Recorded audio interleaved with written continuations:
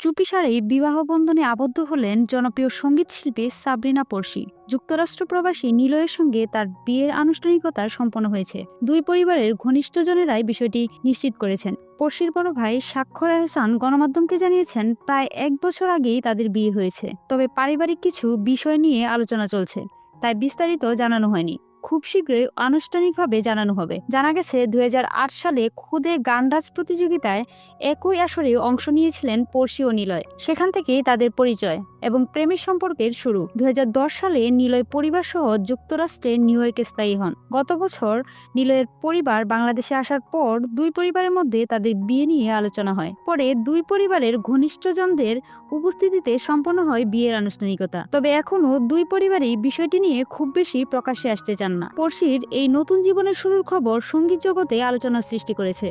তার ভক্ত এবং শুভাকাঙ্ক্ষীরা নতুন দম্পতির সুখী জীবনের জন্য শুভকামনা জানাচ্ছেন। পড়শি এবং নিলয়ের এই বিয়ের বিষয়টি প্রকাশ্যে আসার পর পড়শি নিজে তার ফেসবুক পেজে একটি পোস্ট করেছেন। সেখানে তিনি লেখেন, ভেবেছিলাম সুখবরটা অনুষ্ঠানের সময় দারুণ সব ছবি সহ সবার সঙ্গে ভাগাভাগি করব। তবে এর আগে যেহেতু অনেক সাংবাদিক ভাই বোন জানতে চাচ্ছেন এবং ফোন করেছেন, তাই আমি আপনাদের প্রতি সম্মান জানিয়ে এখন এই বিষয়টি শেয়ার করছি। আমার জীবনসঙ্গীর নাম নিলয়।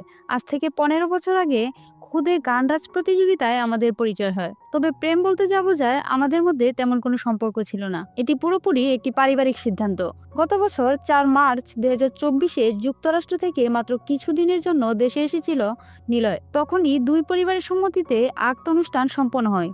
যেহেতু আমরা দুজন পৃথিবীর দুই প্রান্তে আছি, দুই পরিবারের আত্মীয় স্বজন, বন্ধু এবং শুভাকাঙ্ক্ষীদের ভালোবাসা ও প্রত্যাশার কথা ভেবে আমরা চেয়েছি সুন্দর সময়ে একটি অনুষ্ঠান করে বিষয়টি সবার সঙ্গে ভাগাভাগি করতে। তবে সুখবরটি আগে ছড়িয়ে পড়ায় আমি কিছুটা বিব্রত, তবে আনন্দিত।